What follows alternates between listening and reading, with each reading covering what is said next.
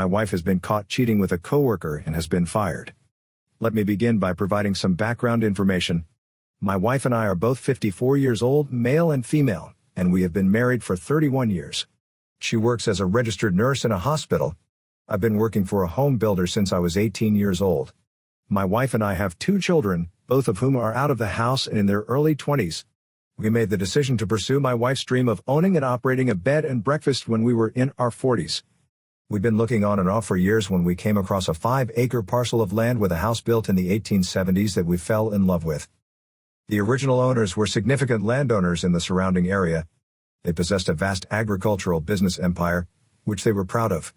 Over the years, fewer and fewer members of the family expressed a desire to continue farming. Land parcels were sold off one by one. We are experiencing growth spurts in our town, and as it has become increasingly popular with tourists due to certain natural formations and beauty, the farmland along the main highways is being encroached upon.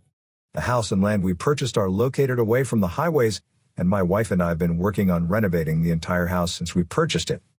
Some basic maintenance has been neglected, and we want to bring the house back to its former glory of 150 years ago by restoring it to its former glory.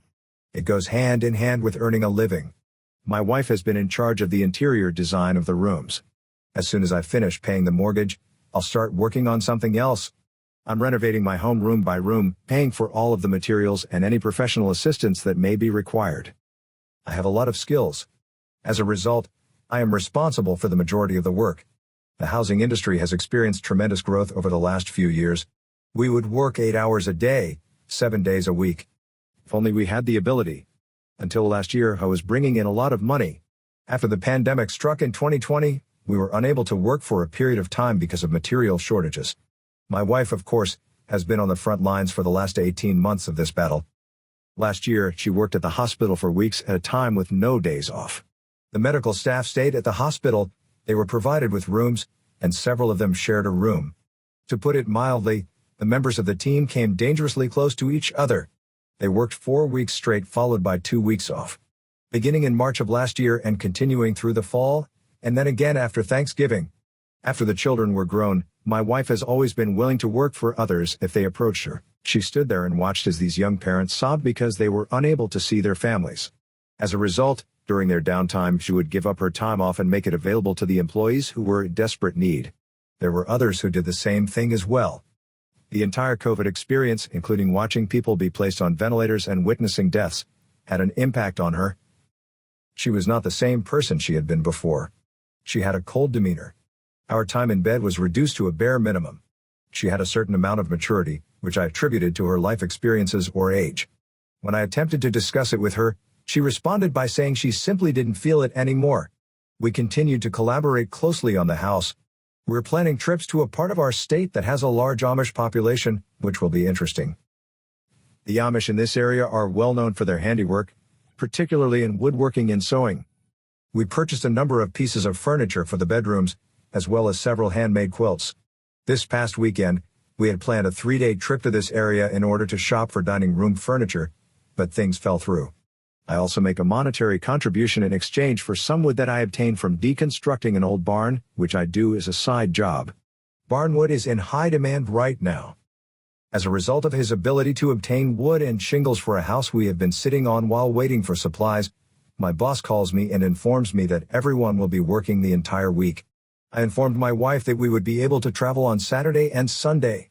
On Friday morning, she informs me that she is still planning to attend with a group of coworkers because there is a fall festival taking place as well.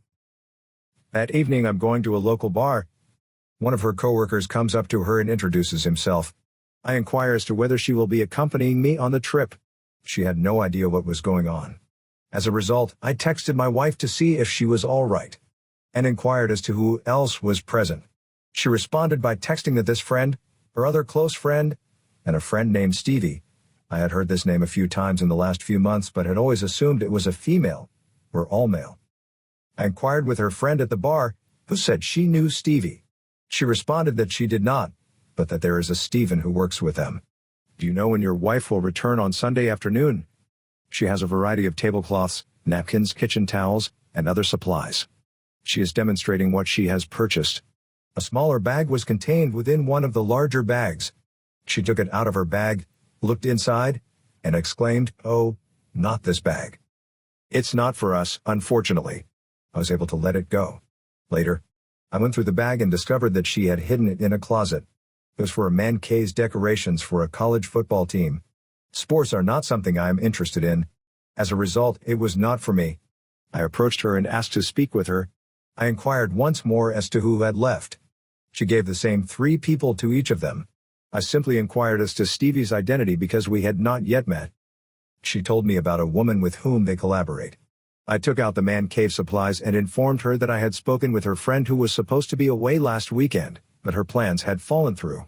When I inquired as to Steady's identity, she burst into tears and revealed who he was, as well as the fact that they were alone. They had a sexual encounter.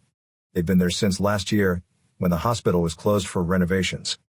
As a result, she is currently residing in one of the completed bedrooms. I'm in charge of our bedroom. On Monday, I plan to consult with an attorney. I'm at a loss as to what to do about the house, the business, or my marriage right now. She expressed regret to me.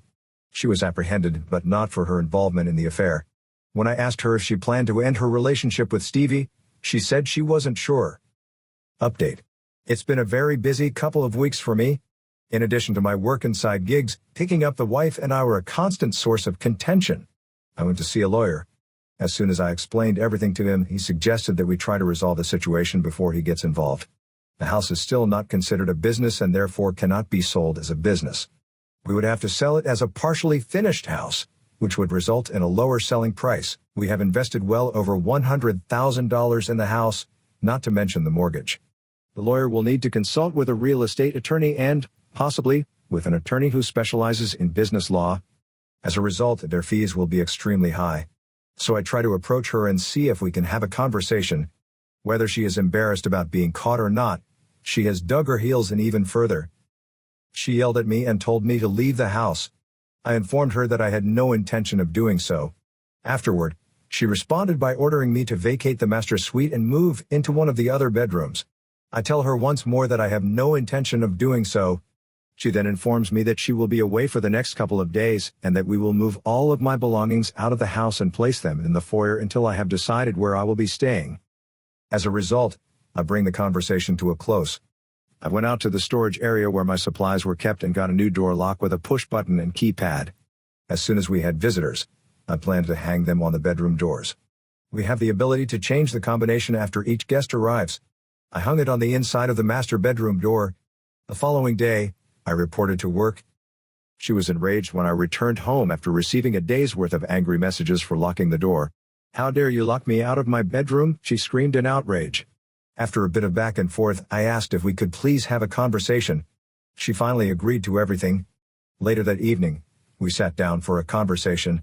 I told her that I was deeply hurt to learn of the affair and that I wished he would have told me she was unhappy sooner rather than later. She didn't say anything in response. Consequently, I continued by stating that the marriage is no longer viable in my opinion. She didn't say anything, just nodded her head. I then informed her that I had visited an attorney.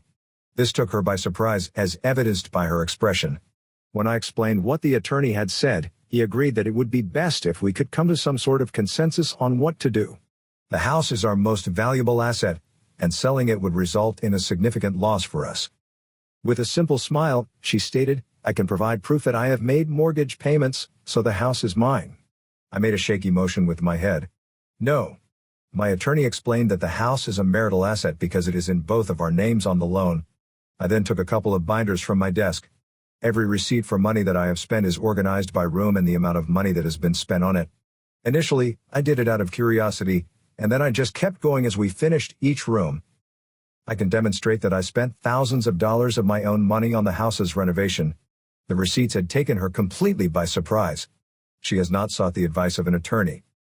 The house should be finished, and we should be able to live peacefully together. After that, we can begin setting up the B&B. She has the ability to buy me out of the company at that point. She sank her heels into the ground once more. "No, I have to get out of here." If this is not the case, she intends to relocate Stevie. This was painful, like a little star. It was time to get up and get a glass of water to gather my thoughts. When I returned to the table, I informed her that if I came across him in the house or on the property, I would immediately begin dismantling everything that had been accomplished. I would take out every nail and screw that I had previously installed. Every light and plumbing fixture would be removed from the building. I stated that I would not destroy them because I was the one who owned them. I'd replace them with any old piece of salvaged material I could find lying around the house. I told them to think about it. Consult with the person who is providing you with dime store advice. Please let me know. She came to me the day before yesterday. We hadn't spoken to each other in several days. She inquired as to whether or not we could speak again. She'd spoken with our children before. I had called each of them and informed them of the situation. Our daughter suggested to her that we stay in the house until the renovations were finished. Start the company in the manner that I suggested. Then I could possibly sell my house while still owning 50% of it. Mom could run the company, bringing in 1 or 2 employees to assist her in running the business, give Mom a day off by doing yard work. I told her that I would think about it, but that my position on Stephen would remain unchanged. As a result, I've scheduled another appointment with an attorney.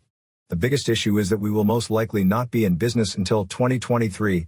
Landscape work and exterior improvements are needed, and we also need to design a space for one of us to live in while the work is being done. The room I am currently in is a portion of the larger room to be rented,